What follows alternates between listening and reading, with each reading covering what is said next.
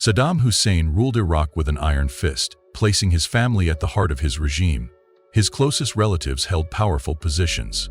His half-brother controlled intelligence, his cousins oversaw security forces, and his sons, Uday and Qusay, were being groomed to succeed him. However, even within this elite circle, tensions ran high. The Hussein family was plagued by jealousy, competition, and deadly rivalries. Saddam's first wife, Sajida Talfa, was not only his wife but also his cousin. Together they had 5 children, 3 daughters, Ragad, Rana, and Hala, and 2 sons, Uday and Qusay. While his sons fought for power, his daughters lived in the shadows of the brutal regime. Among them, Ragad Saddam Hussein, the eldest daughter, would become a significant figure. Unlike her brothers, who met violent ends during the 2003 U.S. invasion, Ragad survived. However, her life was anything but peaceful. She witnessed her family's downfall, suffered personal losses, and was forced into exile.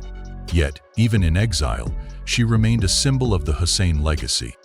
A privileged yet restricted childhood.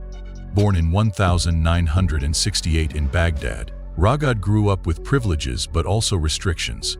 She described her childhood as happy, recalling moments of fishing, horseback riding, and swimming in the Tigris River under her father's watchful eye. Despite his ruthless reputation, Saddam was a protective father who deeply loved his daughters. Unlike his sons, who sometimes faced light punishments, Ragad was never disciplined. However, the Hussein family women, including their mother Sajida, had no political role. While other women in Iraq could participate in government, the president's daughters were kept away from politics. Even as she grew older, Ragad had no interest in political affairs, feeling safe and protected among the powerful men in her family. Marriage, betrayal, and tragedy. At just 15 years old, Ragad married Hussein Kamel, a high-ranking officer in Saddam's security apparatus. Though arranged marriages were common among Iraq's elite, she insisted that her father never forced her into marriage. Hussein Kamel was one of Saddam's closest aides, and a connection between them had formed during family dinners. Despite Kamel's controlling nature, he deeply loved Ragad and trusted her instincts. However, their marriage was not without challenges. He was extremely jealous, and tensions arose over imagined scenarios. Still, Ragad's loyalty to her father surpassed everything else, even her love for her husband. In 1995, tensions between Saddam and Hussein Kamel escalated. Once a trusted military leader, Kamel became a growing threat. Realizing the danger, Ragad supported his decision to flee Iraq, believing it was the only way to prevent bloodshed. The family sought asylum in Jordan, where they were welcomed by King Hussein. However, exile was difficult for Ragad. She struggled with being away from her homeland and family. Then came the ultimate betrayal. In a shocking move, Hussein Kamel publicly criticized Saddam's regime, calling it corrupt and inefficient. Ragad was blindsided, having had no knowledge of his plans. His speech was seen as treason, and Saddam reacted swiftly. Return to Iraq and a deadly trap. 7 months after their escape, Saddam extended an invitation for them to return. Believing that family ties would protect him, Hussein Kamel accepted. Ragad, exhausted from the conflict, simply wanted to move on. But they had walked into a trap. Shortly after their return, Saddam forcibly divorced them, declaring that Hussein Kamel was no longer family. Soon after, Kamel and his brother, who had also defected, were executed. The official account claimed they died in a firefight, but many believe they were lured into a safe house and brutally killed by their own extended family to restore the Hussein family's honor. Ragad was devastated, but she never blamed her father. She accepted the decision as a matter of power and loyalty. Despite the personal cost, her devotion to Saddam remained unshaken. Exile and legacy. After Saddam's downfall in 2003, Ragad, along with her 5 children and sisters, fled to Jordan, where they were granted political asylum. 3 years later, Saddam was captured, tried, and sentenced to death.